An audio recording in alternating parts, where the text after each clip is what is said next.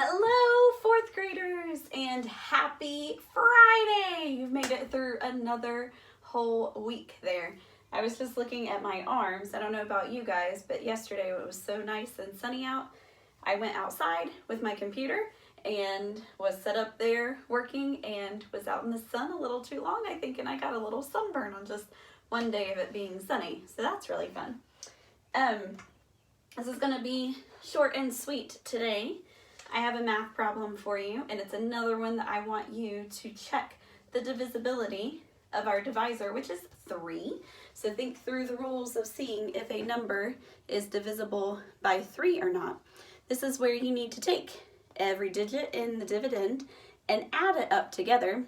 And if the number it comes to when you add it together is a multiple of 3, then the whole dividend will be evenly divided by 3. Okay, so keep that in mind. 5,160 divided by 3.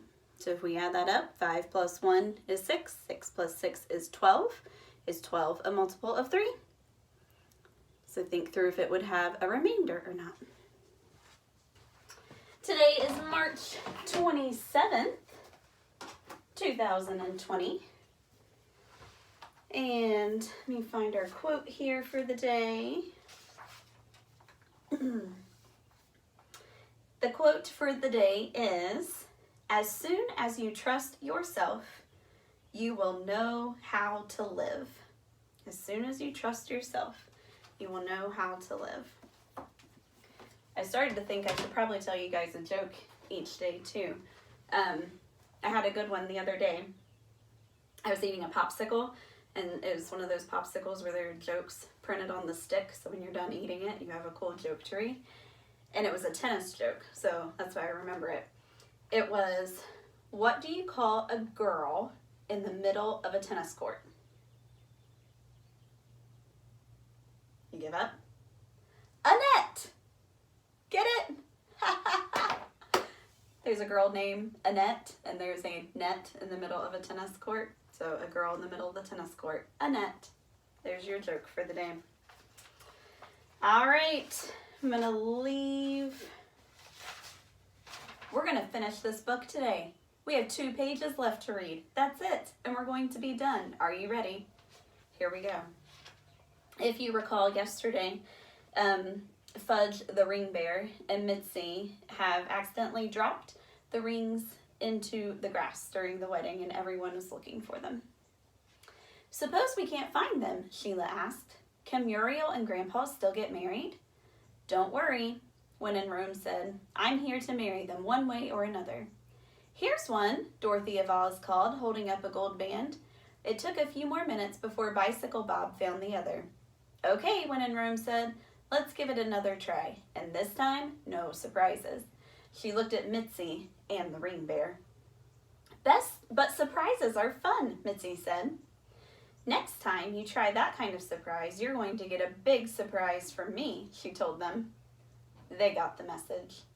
On the second try, everything worked. When in Rome pronounced Grandma and Buzzy Sr. husband and wife. Then they kissed and everyone cheered. Well, almost everyone. A few people, like Mom, got teary-eyed. The wedding barbecue was a huge success. Big helped Dad and Mr. Tubman tend the grills.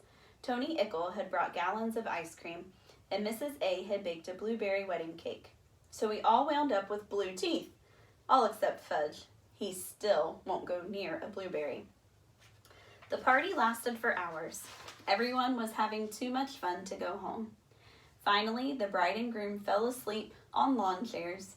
I knew how they felt because I was pooped out too. Only the Fudge-a-maniacs were still going strong. Sheila yawned and sat next to me on the porch steps. "Wasn't that the most beautiful wedding?" she asked.